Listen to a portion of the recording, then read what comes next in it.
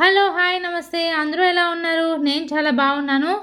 ఈరోజు నేను టమాటో దాల్ తడక ఎలా చేసుకోవాలో నా స్టైల్లో చేసి చూపిస్తున్నాను.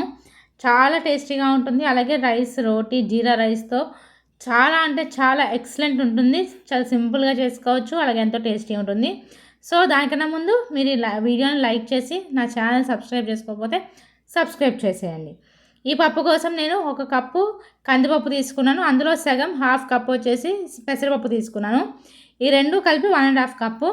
ఇవి బాగా ఒకసారి చూసుకోవాలి, ఎక్కడ ఏం రాళ్ళు ఏం లేకుండా చూసుకొని బాగా 2-3 టైమ్స్ వాష్ చేసుకొని ఉడకడానికి సరిపో 1:2 రేషియోలోని 3 గ్లాసెస్ వాటర్ పోసుకొని కొంచెం పసుపు, అలాగే చిటికెడు ఇంగువ, అలాగే కొంచెం ఆయిల్, ఒక హాఫ్ టీ స్పూన్ ఆయిల్ వేసుకొని 3 to 4 విజిల్స్ పెట్టుకోవాలి. అంటే పప్పు అనేది బాగా మెత్తగా కుక్ అయ్యేంత వరకు కుక్ చేసుకోవాలి.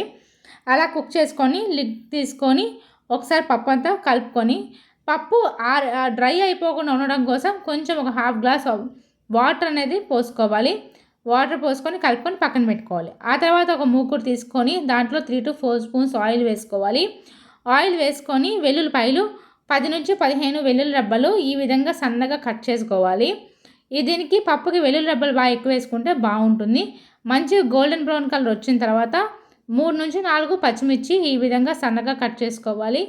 అలాగే ఒక మీడియం సైజ్ ఉల్లిపాయ కూడా ఈ విధంగా సన్నగా కట్ చేసుకొని బాగా ఫ్రై చేసుకోవాలి. ఉల్లిపాయ అనేది మగ్గాలి, పింక్ కలర్లోకి వచ్చి మగ్గితే సరిపోతుంది. అలా మగ్గిన దాంట్లో 1/2 కేజీ టమోటా పెద్ద సైజు ఒక 3 నుంచి 4 టమోటాలు వేసుకున్నాను. నేను తీసుకున్న పప్పు క్వాంటిటీకి సో సరిపోతాయి అన్నమాట. టమాటా కాబట్టి టమాటా అనేది ఎక్కువ వేసుకోవాలి. ఈ విధంగా బాగా కలుపుకోవాలి. టమాటా వేసుకొని బాగా ఆయిల్ అంతా పట్టేలాగా బాగా కలుపుకొని మూత పెట్టుకొని టమాటా అంతా కొంచెం మెత్తగా అయ్యేంత వరకు మగ్గించుకోవాలి. చూసారు కదా, ఇక్కడ ఈ విధంగా మగ్గితే సరిపోతుంది. ఫస్ట్ అనేది చూడండి, ఇక్కడ నేను చూపించాను. ఈ విధంగా టమాటా అనేది పైన తొక్క ఊడిపోయి పల్పు తొక్క రెండు సపరేట్ అయితే సరిపోతుంది. అలా సపరేట్ అయిన దాంట్లోని ఒక హాఫ్ కప్ వరకు చింతపండు రసం వేసుకోవాలి. అలాగే కొంచెం పసుపు, అలాగే టేస్ట్కి సరిపడా ఉప్పు వేసుకోవాలి. ఇది ఉప్పు అనేది చూసుకొని వేసుకోండి. ఆ తర్వాత ఇందులోని కొంచెం కారం వేసుకోవాలి.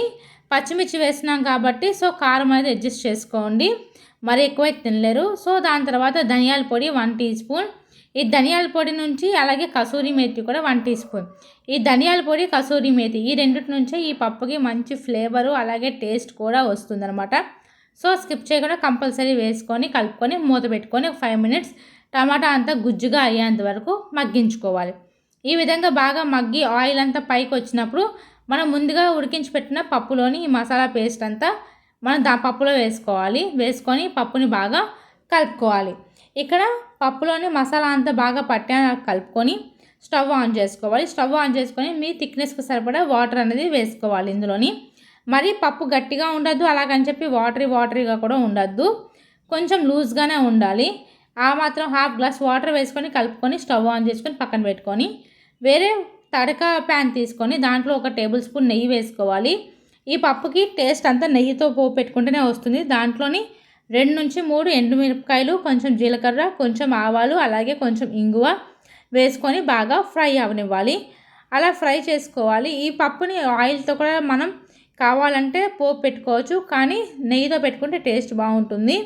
ఆ తర్వాత ఇందులో కొంచెం కరివేపాకు, అలాగే కంపల్సరీ తప్పకుండా వేయాల్సింది కాశ్మీరీ రెడ్ చిల్లీ పౌడరు, అలాగే కొంచెం పసుపు వేసుకొని స్టవ్ ఆఫ్ చేసేయాలి. స్టవ్ ఆఫ్ చేసుకున్న తర్వాత మనం ముందుగా రెడీ చేసుకున్న పప్పులోని ఈ తడక అంతా వేసుకోవాలి. స్టవ్ ఆన్ చేసుకునే ఉంచుకోండి. పప్పు ఎందుకంటే వాటర్ వేసాం కాబట్టి పప్పు వేడి చేసుకోవాలి, లేకపోతే పప్పు అనేది స్మెల్ వస్తుంది, ఈవినింగ్ వరకు ఉండదు ఒకవేళ మిగిలిపోయినా. సో ఈ విధంగా వేసుకొని ఒక 2 మినిట్స్ మూత పెట్టేసి 2 మినిట్స్ తర్వాత మూత తీసిన తర్వాత ఒకసారి ఇలా కలుపుకోవాలి. పోపు వేయగానే మూత పెడితే ఆ పోపు ఫ్లేవర్ అంతా బయటికి వెళ్ళకుండా పప్పుకి బాగా పట్టుకుంటుంది. ఇక్కడ చూసుకోండి, మీ థిక్నెస్ సరిపడా దేంతో అయితే మీరు సర్వ్ చేసుకుంటారో దాన్ని బట్టి వాటర్ అనేది అడ్జస్ట్ చేసుకొని ఎంతసేపు స్టవ్ ఆన్లో ఉంచాలనేది చూసుకొని ఉంచుకొని ఫైనల్గా కొత్తిమీరతోటి సర్వ్ చేసుకోండి. చాలా అంటే చాలా బాగుంటుంది. రైస్ రోటీ జీరా రైస్ దేంట్లోకైనా సూపర్ ఉంటుంది. Simple dal tadka ready.